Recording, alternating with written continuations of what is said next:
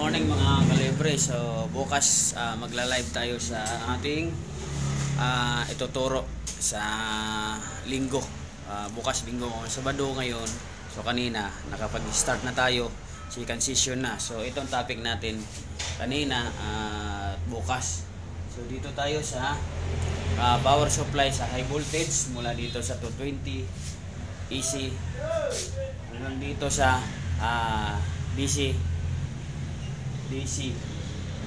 So pagdating dito sa bridge diode, yun yung tinatawag na converter mula AC to DC. So yan, tuturo natin mula dito sa fuse, relay, PTC,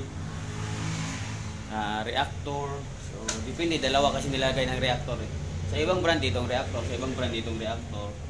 So bridge diode, ay dahil pa isa, tapos MOSFET sa filter capacitor.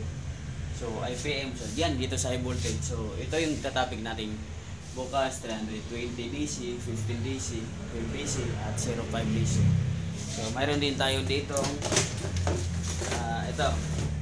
Mayroon tayo ditong secondary supply naman tayo.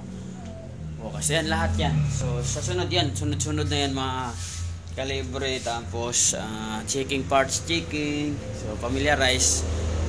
So tuwing Biyernes magkakaroon tayo ng OJT dito.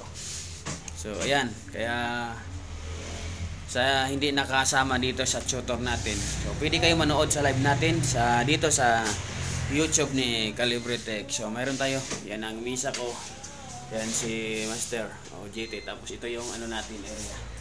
So kasi dito 10 o 12. O ito lang tayo, dito na tayo. So ayos mga kalibre. So abang lang kayo.